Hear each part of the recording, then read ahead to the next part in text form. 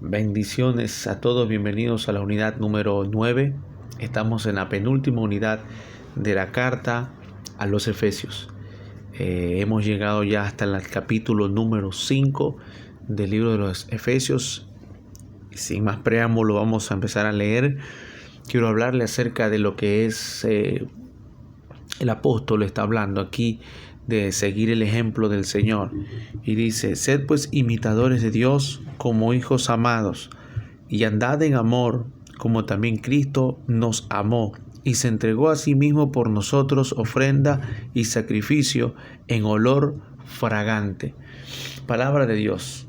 Mire que lo primero que el apóstol Pablo, ya aquí en el capítulo 5, nos habla acerca de seguir el ejemplo de Dios, nos pone a Jesús.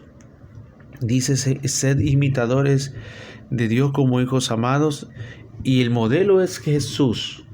El modelo es Jesús, tal como Él se entregó en sacrificio, dice, la imitación en ofrenda y sacrificio como un olor fragante. Así que por encima de todo, Pablo está diciendo aquí que el amor cristiano debe de imitar, que el cristiano debe de imitar el amor y el perdón de Dios.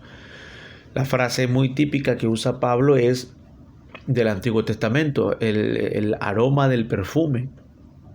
El aroma del perfume que se remonta a esa idea antigua de los sacrificios que se hacían por parte de los sacerdotes en aquel tiempo, ¿no? Cuando se ofrecía un sacrificio en el altar, el olor de la carne quemada subía al cielo, y el Dios al que se le ofrecía el sacrificio se suponía que se deleitaba con ese olor.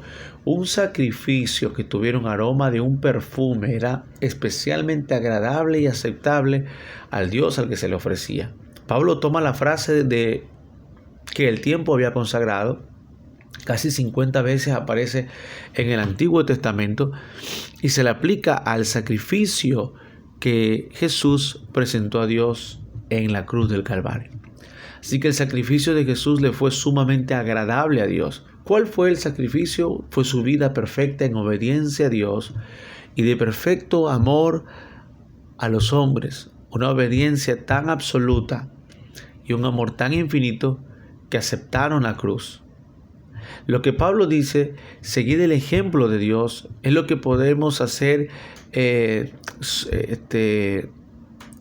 solamente amando a los hombres con el mismo amor sacrificial con que nos amó Jesús, y perdonándolos por amor como Dios lo ha hecho. Sacrificio y perdón, un amor sacrificado y aplicar el perdón.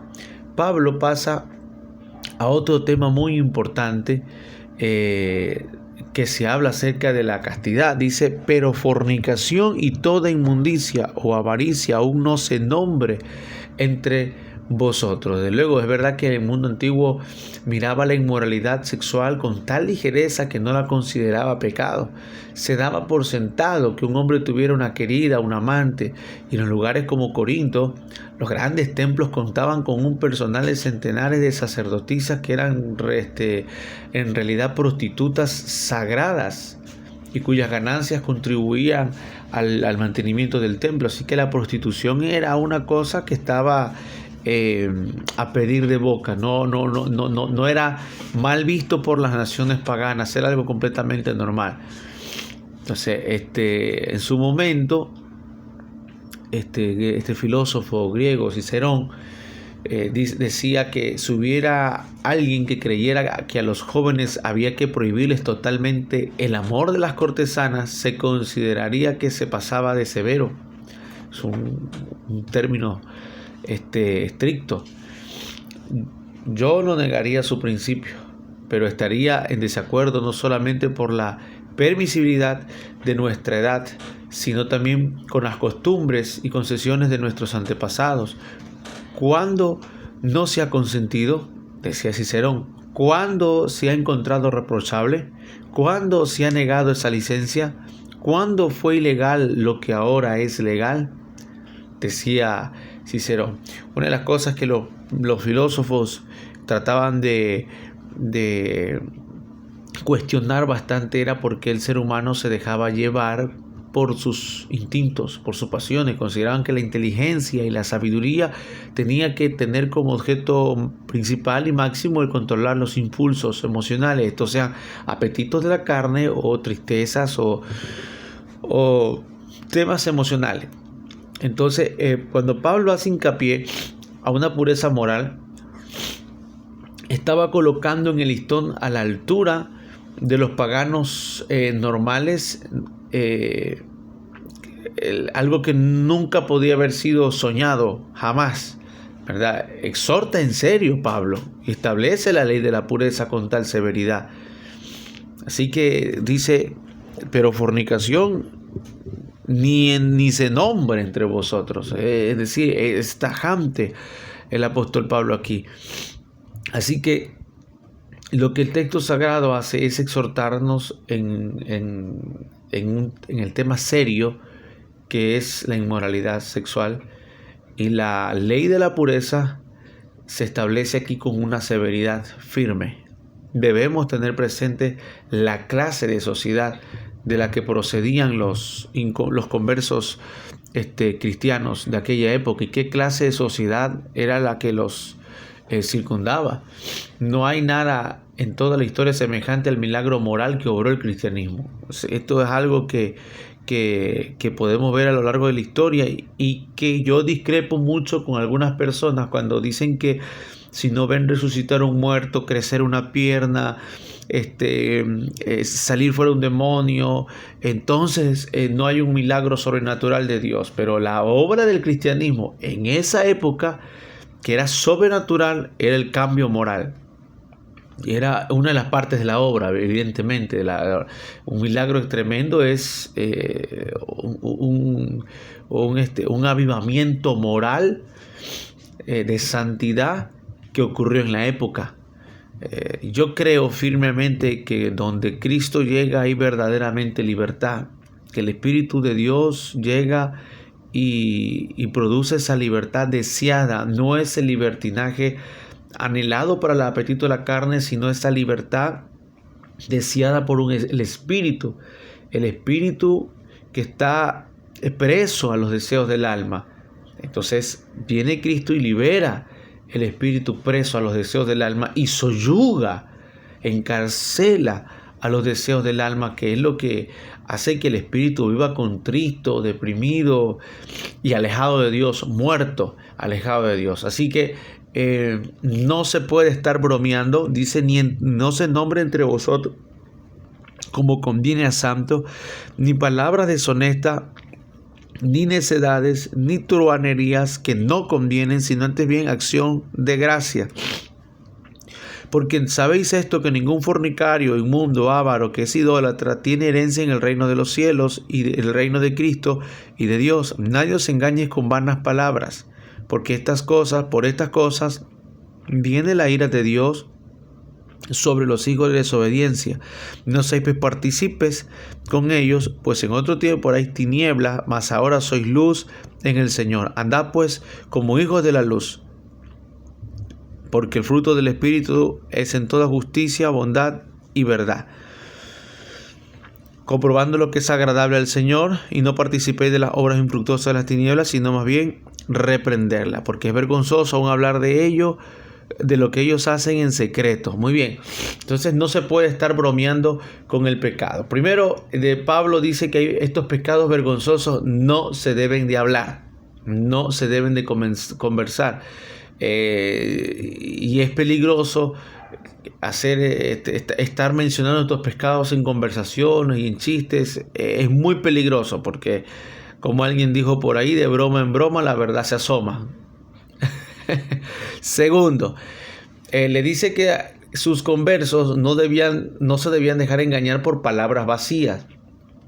A mí me encantaría que los predicadores, estos que les gusta gritar mucho, y estos que les gusta maltratar a la iglesia, me gustaría que lleguen a una iglesia llena como los discípulos de Berea, que no se quedaban convencidos con palabras vacías, sino que tomaban las palabras del apóstol Pablo y las escudriñaban en las Escrituras para ver si todo lo que éste decía era verdad. Fíjense que la iglesia a veces está llena de gente que dice amén, gloria a Dios, y aplauden cualquier cosa que se dice, cualquier grito, cualquier pataleta. Toman una botella de agua y le empiezan a mojar a la gente, se sacan los zapatos y empiezan a darle de cantazo a la gente y lo aplauden porque como grita el predicador piensan que eso es de Dios. Sin embargo, Pablo dice: no se dejen engañar con palabras vanas o vacías. No. ¿Qué quiere decir aquí? Pues que habían voces en el mundo antiguo y hasta en la iglesia cristiana que le enseñaba a la gente a pensar con ligereza acerca de los pecados del cuerpo. Les enseñaba a no ser tan serio, esa es la palabra, ser tan serio. Y gran parte de esta línea de pensamiento era el gnosticismo, donde resaltaba mucho más la razón, lo racional. No porque lo racional sea malo, sino intentar decir, bueno, pues si este apetito vino de mi carne, significa que Dios lo puso. Y si Dios lo puso, significa que es bueno. Y si es bueno que está en mi carne, entonces esto viene de Dios. Entonces, a través de su razonamiento, dice Romanos 1, fueron envanecidos, fueron entregados a una mente reprobada. Entonces, primero, hay pecados vergonzosos de los cuales uno no puede ni hablar. No andarlos conversando ni hacer broma de aquello. Segundo, Pablo dice: no te dejes engañar de palabras vacías. ¿Ok? Fíjese que palabras vacías. Bueno, mejor sigo más adelante para no poderlo enredar más. El cristianismo se enfrentó a esta enseñanza, amado hermano, con los gnósticos que le mencionaba. Se enfrentó a este gran desafío en el cual, digamos que el evangelio empezó a ser enseñado, predicado,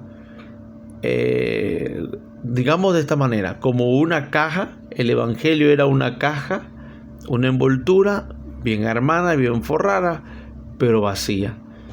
¿Vacío? ¿Será que el evangelio es vacío? No. Puede alguien hablar del evangelio y no ser el evangelio. Puede alguien usar la palabra de Dios y no darnos el contenido del verdadero, el verdadero mensaje de Dios. Así que hay que tener mucho cuidado con las palabras vacías. Pablo las advierte. Hoy estamos llenos de palabras vacías, de gente que es nube pero sin agua, gente que es pura hoja pero sin fruto. Así que tercero, dice que, a ver, sigue leyendo, me quedé yo.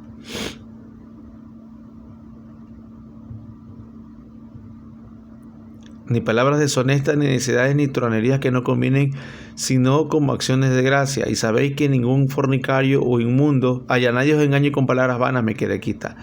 Porque estas cosas viene el aire de Dios sobre los hijos de su audiencia. No seáis partícipes con ellos, porque en otro tiempo erais tiniebla, mas ahora sois luz en el Señor. Andad como hijos de la luz. Así que este ataque de estas palabras vanas, pues le llegó a la iglesia desde afuera. ¿Ya? Pero hay otro ataque que vino desde adentro. El ataque que empezó a pervertir y a corromper la doctrina de la gracia. La doctrina de la gracia. Según Romanos 6, la discusión frente a esta dicotomía se vería de esta manera. Dice que la gracia, Pablo hablando en Romanos capítulo 6, dice que la gracia de Dios es suficientemente grande para perdonar cualquier pecado. Pablo dice que Él mantiene el pecado. ¿Ya? Y la misma palabra dice que en Romanos 6 dice que la gracia de Dios es la cosa más maravillosa del mundo. Y Pablo afirma que lo es. Entonces Pablo dice, si la gracia de Dios está en mí, y el pecado de Dios está en mí, Pablo concluye en esto: entonces conviene que sigamos pecando. ya que el pecado está en mí, no lo puedo sacar, y la gracia de Dios también está en mí para que me perdone y me limpie. Entonces puedo seguir pecando, porque cuanto más pecamos, más abundante será la gracia, dice. Llega a esa conclusión Pablo, como una especie de antitético, ¿no verdad? Llega a esa conclusión y dice, no, el pecado no importa, porque Dios lo va a perdonar de todas maneras. Eso objetaban los gnósticos. El pecado no importa, si al fin y al cabo Dios lo va a perdonar. De hecho, podríamos decir más, decían ellos, que el pecado es algo excedente, porque le ofrece a la gracia una oportunidad de manifestarse. Mire, la forma de manipular de los falsos maestros. Pequemos para que se manifieste la gracia. Muy bien. Se puede decir que Dios permitió el pecado en el huerto del Edén. Escuche lo que digo. Permitió el pecado del huerto del Edén. ¿Para qué? Para manifestar su misericordia. No significa que porque lo permita lo esté aprobando. Pero si lo permite es para manifestar su gracia y su misericordia. Pero Jesús dijo que cuando alguien ya conoce la condición de pecado, tal situación ya no les he encontrado o contado por ignorancia, sino que ahora les he contado como culpable de transgresión. ¿Por qué? Porque ya conoce qué cosas era pecado. Así que aquellos gnósticos decían que el pecado producía la gracia y por tanto tiene que ser una cosa buena. Ya se produce la cosa, ya que produce la cosa más grande del mundo, que es la gracia. Y aprobaban que el pecado era necesario para que se manifieste la gracia. Así que Pablo o el cristianismo se enfrentó a este argumento insidioso, insistiendo que la gracia era no solamente un privilegio y un don, sino también una responsabilidad y una obligación. ¿Ya? Es verdad que el amor de Dios puede perdonar y perdonaría cualquier pecado, pero el mismo hecho de que Dios nos ame nos impone la obligación de hacer todo lo posible por ser dignos de portar su amor.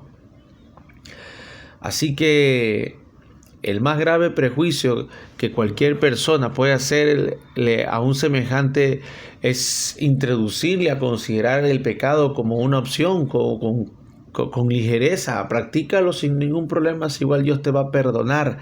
Pablo exhorta a los hermanos de la iglesia de Éfeso a que no se dejen engañar por estas palabras vacías y estas ideas, ¿cómo lo puedo expresar? Estas ideas que son armables y desarmables, como hacer conjeturas, hacer encajar la palabra de Dios a sus propios deseos personales. Bien, no hay cosa más triste que escuchar a predicadores usar la palabra para dar a comunicar el mensaje que ellos tienen en su corazón, su necesidad personal, sus problemas personales, sus vidas personales, y usan un texto bíblico, un pasaje de algún personaje bíblico simplemente para decir lo que quieren y decir lo que sienten y para decir lo que piensan y no para hablar de Cristo como tal. Eso es pura palabra vacía. Y Pablo manda a advertirnos que tengamos mucho cuidado de aquellas cosas. Entonces, aquí viene, dice, ahora pues, primero que todo dice que imitemos a Jesucristo como Él amó con sacrificio. Él amó con sacrificio y practicó el perdón. Segundo, en este sentido, pues vino a hablar acerca de la fornicación y las cosas que no tenemos que hacer. Lo segundo que vamos a ver acá es que dice, en otros tiempos erais tiniebla, mas ahora sois luz en el Señor. Andad como hijos de la luz. Andad como hijos de la luz. Pues, ¿qué produce el andar o qué produce la luz, metafóricamente hablando, en el Señor? ¿Qué produce esto? Mire, Pablo veía la vida pagana como algo tenebroso, la mezcla entre las tinieblas, la vida pagana, y la vida cristiana como la vida, una luz radiante o una vida radiante, llena de la luz que ilumina, la luz del Señor. Así que tan claro lo quería poner que los paganos representaban la oscuridad y los cristianos representaban a los hijos de la luz. Dice que los paganos son oscuridad y los cristianos luz. Así que hay algunos puntos aquí para detectar qué hace la luz o cuál es el objetivo de la luz. Número 1, la luz produce buen fruto. La luz produce buen fruto porque dice, porque el fruto del Espíritu es en toda bondad, justicia y verdad. Número 1, produce buen fruto, produce benevolencia, produce integridad, produce verdad. La benevolencia es la generosidad del Espíritu. Los griegos definían la integridad como dar a las personas y a Dios lo que le es debido. ¿Ya? La verdad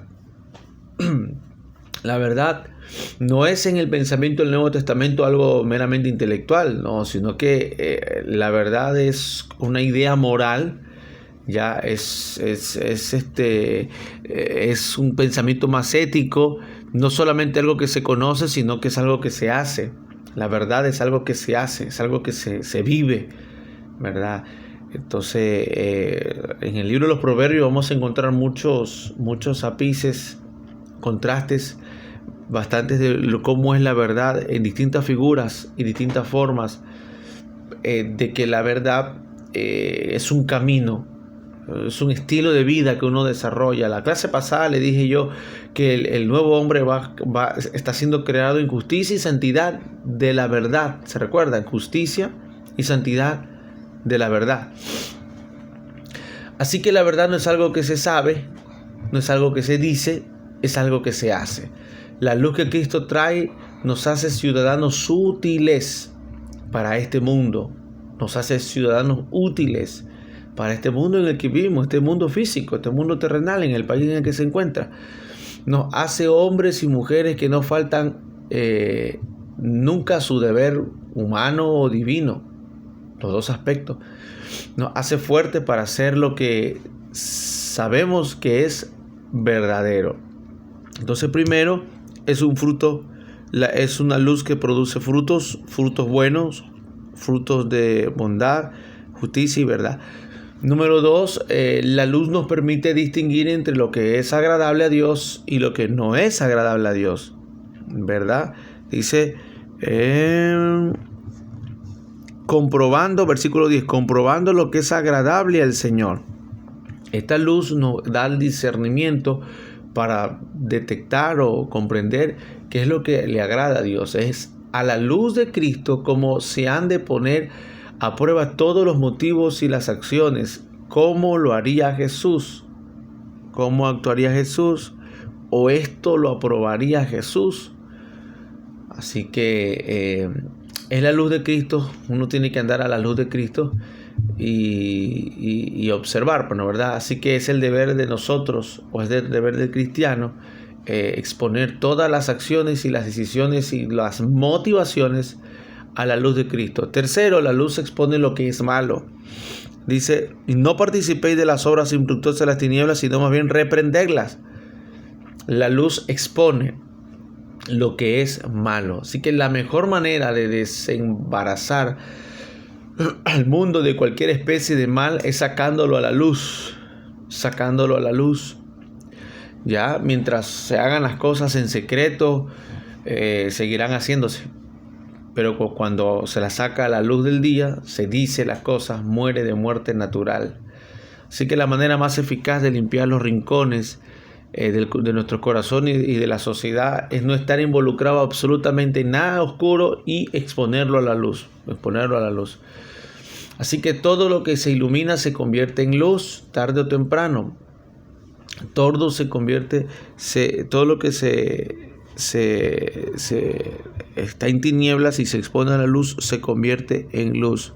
Muy bien, más adelante vemos en el versículo 14 que el apóstol Pablo termina esta frase con esta expresión, por lo cual dice, despiértate tú que duermes y levántate de los muertos y te alumbrará Cristo, haciendo hincapié a la luz y al propósito que tiene la luz. Por lo tanto, tú de que duermes, estás velado, despiértate, levántate.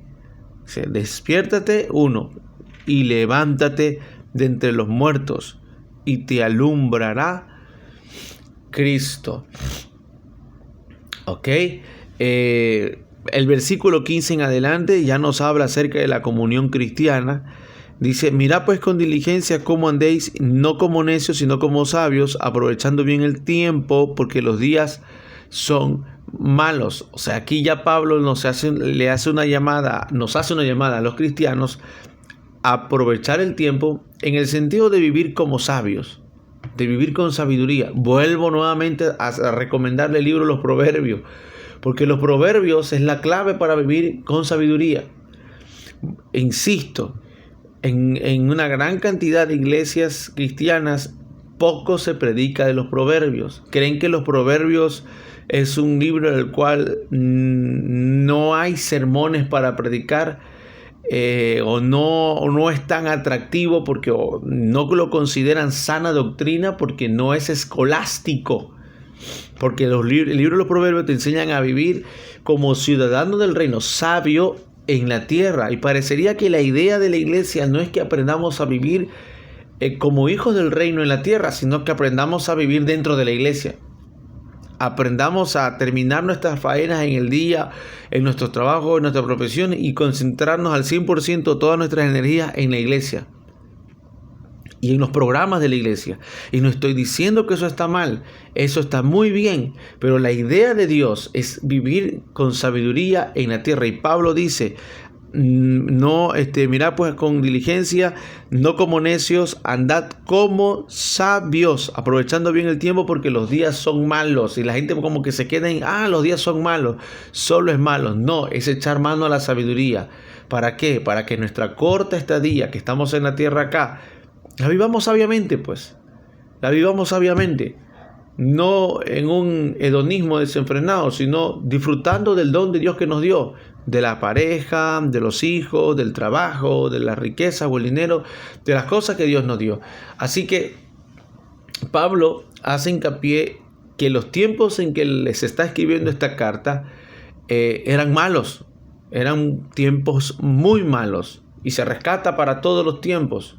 No que los tiempos sean malos, sino que hay que vivir con sabiduría, como sabios, en todos los tiempos que nos toque vivir aquí en esta tierra.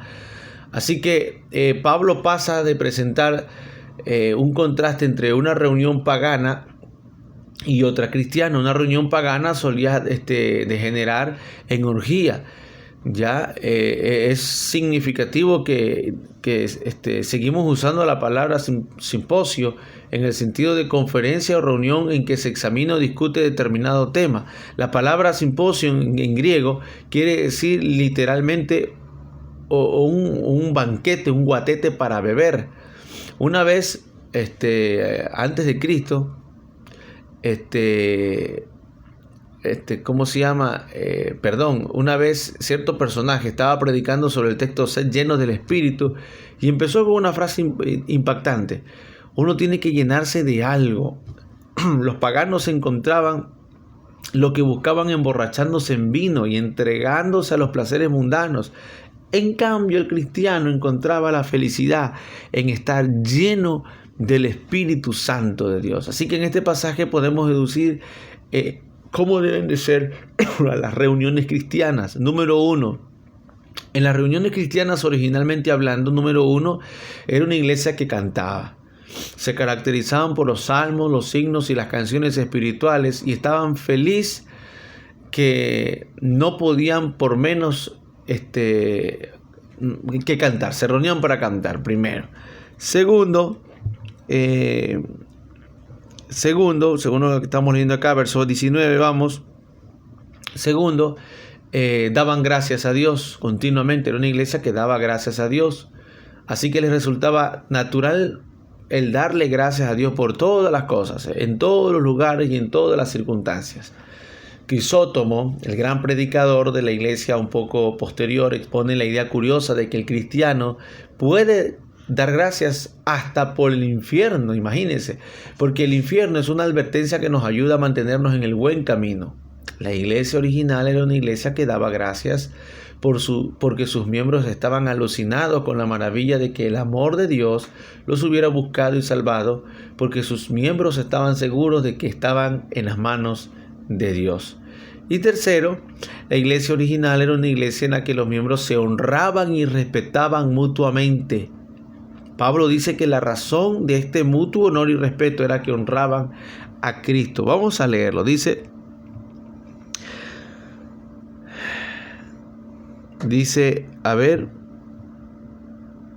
dando siempre, dice, someteos los unos a los otros no estoy mal. Vamos a ver versículo 19. Hablando entre vosotros con salmos, con himnos y cánticos espirituales, cantando y alabando al Señor en vuestros corazones, dando siempre gracia por todo al Dios y Padre en el nombre de nuestro Señor Jesucristo. Entonces, amado hermano, fíjese que se trata de que se respetaban y se valoraban. La razón de ese mutuo honor y respeto era que honraban a Cristo. Honraban a Cristo. Se veían los unos a los otros, no a la luz de sus profesiones, no a la luz de sus niveles sociales, sino a la luz de Cristo, y veían la dignidad de Cristo en cada persona. Así es la cosa. Sigamos avanzando. Verso 21. A partir del verso 21 me está hablando a mí aquí ya del vínculo precioso. El vínculo precioso, porque empieza a hablar: someteos los unos a los otros en el temor del Señor. Y aquí empieza: en las casadas estén sujetas a sus propios maridos como al Señor, porque el marido es la cabeza de la mujer, así como Cristo es cabeza de la iglesia, la cual es su cuerpo, y Él es su Salvador. Así como la iglesia está sujeta a Cristo, así también las casadas lo estén a sus maridos en todo.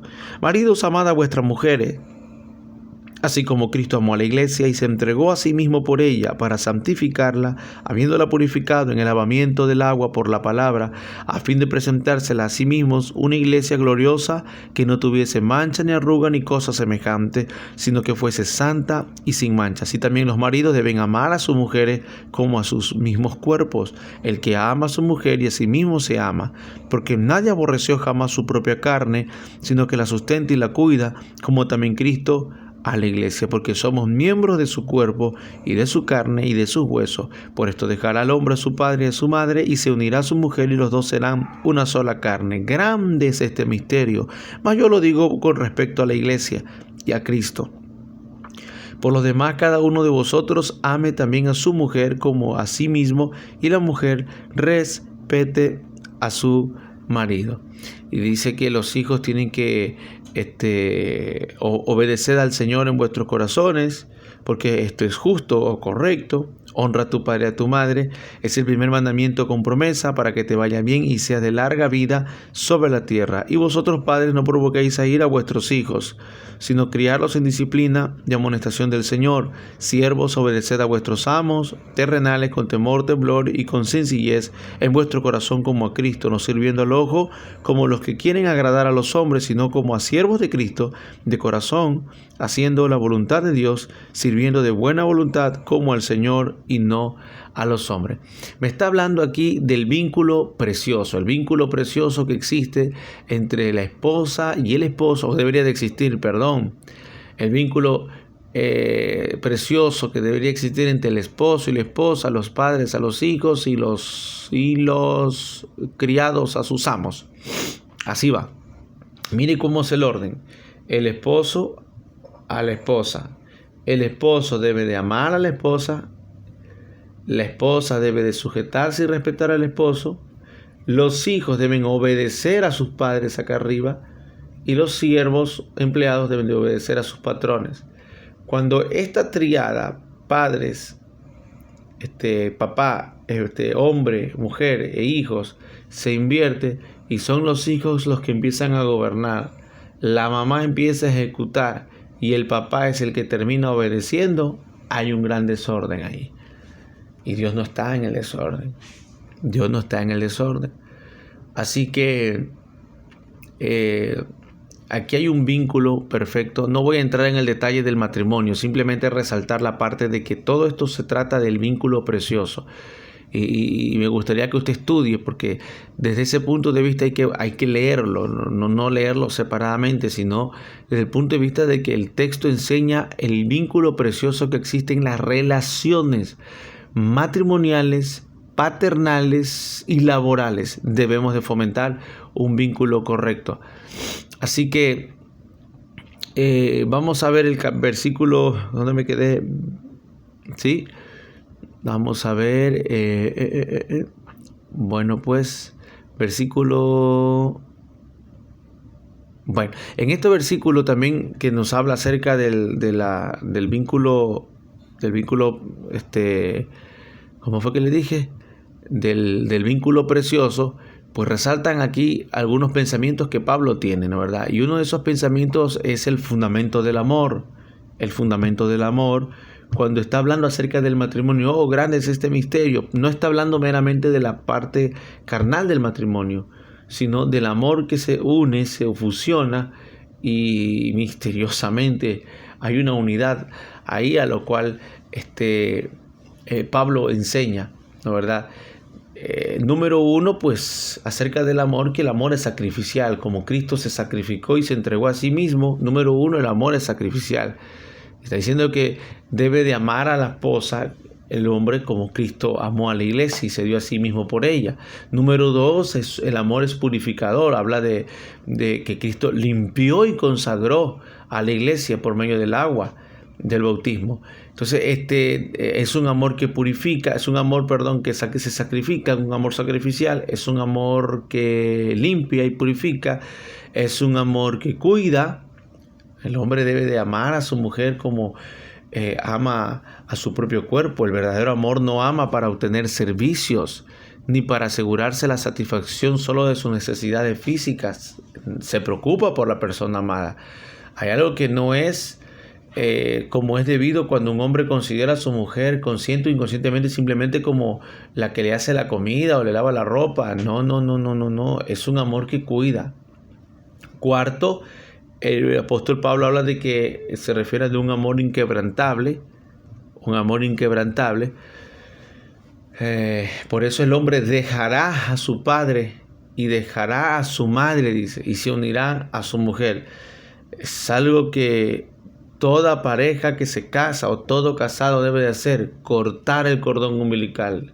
Cortar no puedes cortar el vínculo familiar, pero sí cortar el cordón umbilical, en el que las decisiones de los padres, de los suegros, no terminen afectando a la nueva familia, porque si no, esto acarrea problemas. Y por eso habla de un amor inquebrantable, no permitir que ni padre ni madre de ambas partes influyan negativamente con sus decisiones buenas o malas que puedan estar tomando. A buena hora que influyan con decisiones buenas. Que las decisiones influyen positivamente, pero cuando influyen negativamente podría estar quebrantando el amor. Y Pablo está diciendo: por tanto dejará el hombre a su padre y a su madre. ¿Cuál es el principio? Que el amor debe de ser inquebrantable. Inquebrantable. Así que número 5, toda la relación se realiza en el Señor. Ya en el hogar cristiano, Jesús es el huésped siempre presente, aunque invisible. En un matrimonio cristiano no están implicadas 2, sino 3 personas. Y la tercera persona es Cristo. Cristo sobre nosotros. Otro vínculo maravilloso es el de los padres a los hijos, ¿verdad? Capítulo 6, ya sigue leyendo: hijo, obedeced a vuestros padres. Eso lo leí también hace un momento todo. Y en esta parte de los padres a los hijos, rapidito, déjeme darle algunos puntos. La palabra, en la relación, de padres a hijos, existía la palabra patria potestad romana. La palabra patria potestad romana, que significa el poder del padre. Bajo la patria potestad, un padre romano tenía el poder absoluto sobre su familia. Podía venderlos como esclavos, hacerlos trabajar en sus tierras hasta con cadenas, podía castigarlos como quisiera e incluso condenarlos a la muerte. Así que el poder del padre romano se extendía durante toda la vida mientras un padre viviera. Un hijo romano no alcanzaba nunca la mayoría de edad, aunque fuera un hombre adulto, aunque fuera un magistrado de la ciudad, aunque el Estado le hubiera coronado de bien merecidos favores, permanecía bajo el poder absoluto de su padre. El gran error que consistía que el padre romano consideraba el poder que la naturaleza imponía como debido a los mayores, de guiar y proteger a un niño como si incluyera la libertad de justamente con su vida y su muerte. Así que mire, es verdad que el poder del padre rara vez se ejercía hasta esos límites de determinar la muerte de sus hijos, porque la opinión pública no lo habría permitido. Pero sigue siendo verdad que en los tiempos de Pablo un hijo era propiedad absoluta de su padre. En los tiempos de Pablo los hijos le pertenecían a los padres. Por eso podemos entender por qué Pablo a los corintios les dice: si tú no quieres entregar a tu hija en matrimonio, bien haces que se quede soltera. Pero es porque los papás tenían patria potestad, significa total dominio, y no tenían los hijos derecho a contradecir a su papá.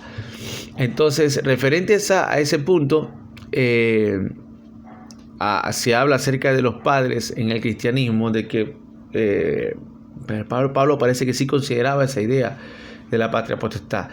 Existía también, segundo, la costumbre de abandonar a los bebés cuando nacía un niño y se le colocaba a los pies de su padre, y si el padre se inclinaba y le recogía, eso quería decir que le reconocía y quería quedárselo, y si se daba la vuelta y se marchaba, quería decir que se negaba a reconocerle, y el hijo tenían que tirarlo literalmente, echarlo, abandonarlo. Así que este era un punto de vista en la época romana, en la época de Pablo, que solía suceder continuamente. Así que era un riesgo muy pronunciado, que el cristianismo logró derrocar el infanticidio después de que ganó la conquista y se cristianizó toda la región. Tercero, la civilización antigua era despiadada con los niños enfermos y deformes. Séneca escribe: matamos a un toro acorneador, ahorcamos a un perro rabioso, le aplicamos el cuchillo a las reses enfermas para salvar la manada, a los niños que nacen débiles o deformes los ahogamos. Imagínese usted eso. Eso lo decía Séneca, un filósofo griego o romano, no sé. Un niño que presentara síntomas de debilidad y malformación tenía pocas probabilidades de sobrevivir. Así que los consejos de Pablo a los cristianos, a los padres cristianos, se situaban en ese trasfondo, sí. Así que si se nos preguntara alguna vez qué es lo que el cristianismo ha hecho por el mundo, tendríamos que señalar el cambio que se le dio al enfoque de las mujeres y el cambio que se le dio al enfoque de los niños. Así que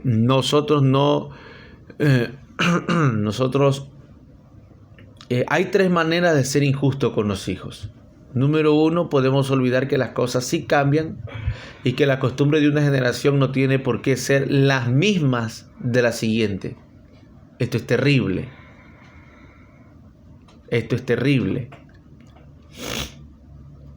Imponerle a una generación entrante las mismas costumbres de una saliente, esto es terrible.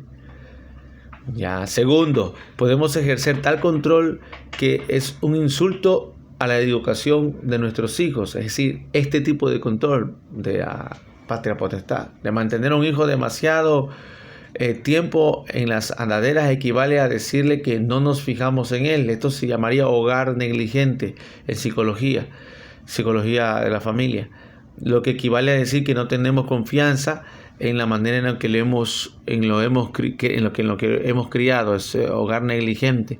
Es mejor equivocarse por exceso de confianza que por defecto de confianza. Tercero, podemos olvidar el deber que tenemos de animarlos. El padre de Lutero era muy estricto, hasta el borde de la crueldad. Lutero solía decir: retenga la vara y echa a perder el niño. Bueno, el libro de los Proverbios también dice esa parte, que quien no castiga, luego es avergonzado. O sea, quien el padre que consiente al muchacho cuando es niño, luego termina siendo avergonzado. Así que nada más acerca de los hijos. Finalmente llegamos a la parte de los padres. Lo voy a dejar hasta ahí. Perdón, a la parte de los criados. Acerca de los siervos. Y la última clase, pues estoy hablando de la armadura de Dios en parte y de los saludos finales. Hablemos de los amos y los esclavos. Dice que bueno, la esclavitud usted conoce ya perfectamente que era una cosa permitida en la época y no había objeción. Dice que se calculaba que habían 60,000 millones de esclavos en el Imperio Romano. 60,000 millones, 60 millones de esclavos en el Imperio Romano. En los días de Pablo, una terrible especie de pereza se cernía sobre los ciudadanos de Roma. Roma era el ama del mundo y por tanto estaba por debajo de la dignidad de un romano el trabajar, así que casi todo lo hacían los esclavos. Plinio escribe a un amigo diciéndole que estaba profundamente afectado porque algunos de sus bien amados esclavos habían muerto, ¿verdad? Todos tienen dos consuelos, aunque no son suficientes para aliviar su dolor. Siempre ha estado dispuesto a manumitir a mis esclavos. Decía Plinio, siempre he estado dispuesto a manumitir a mis esclavos porque su muerte no parece totalmente intempestiva cuando ha vivido lo suficiente para recibir la libertad. El otro consuelo es que les era permitido hacer una especie de testamento que yo cumplo tan a rajatabla como si fuera legal. Así hablaba un amo amable, pero básicamente la vida del esclavo era tosca, era terrible. Y ante la ley no era una persona, sino una cosa. Aristóteles establece que no puede haber nunca verdadera amistad entre amo y esclavo, porque no tienen nada en común, porque un esclavo es una herramienta viva, de la misma manera que una herramienta es un esclavo inanimado. Así los tenían a los esclavos. Entonces, ¿cuál es la consideración para terminar? Entre amos y esclavos, el consejo de Pablo a los esclavos nos ofrece el evangelio del obrero cristiano. Dos cosas. Número uno, les dice que no se rebelen. No les dice que se rebelen, perdón. No les dice que se rebelen. Les dice que sean cristianos donde y como estén. El gran mensaje del cristianismo a todas las personas es que donde Dios los ha colocado debemos de vivir la vida cristiana. Las circunstancias puede que no sean contrarias, pero eso nos hace que sea mayor el desafío. El Evangelio no nos ofrece una evasión de las circunstancias, sino la posibilidad de conquistarla. Finalmente, segundo, les dice a los esclavos que no deben hacer bien su trabajo solamente cuando los están mirando. Deben hacerlo sabiendo que Dios los ve. Cualquier parte del trabajo que realice un cristiano debe ser suficientemente buena para ofrecérsela a Dios. El problema que el mundo ha tenido que arrostrar siempre, y no menos hoy, no es fundamentalmente económico, sino religioso. Nunca haremos que los hombres sean buenos trabajadores simplemente mejorando sus condiciones de trabajo y aumentando sus suplementos económicos. Es un deber cristiano el tener en cuenta estas cosas, pero por sí no producirán nunca mejores resultados. Y aún menos lograremos buenos trabajos aumentando la vigilancia, multiplicando las sanciones. El secreto de una buena labor es que se haga para Dios, que se cocine para Dios, que se elabore para Dios, que se cuide para Dios, todo para Dios. Pablo también tiene algo que decirle a los amos, no se escapan. Deben de recordarles que ellos están al servicio de Dios. Los amos también deben tener presente que Dios también ve cómo lo hacen, ve todo lo que ellos hacen. Su actitud injusta. Sobre todo, deben recordar que llegarán el día en que tanto ellos como los que están a sus órdenes tendrán que presentarse ante el justo juicio de Dios. Y entonces tendrán que aplicarse las debidas justicias o sentencias. Así que todos los problemas laborales se resolverían si trabajáramos siguiendo las instrucciones de Dios, siendo conscientes para el Señor. Amados, bendiciones a todos. Final de la clase número 9. Nos vemos en la clase número 10, hablando un poco acerca de la armadura de Dios y los saludos finales del apóstol Pablo. Bendiciones a todos.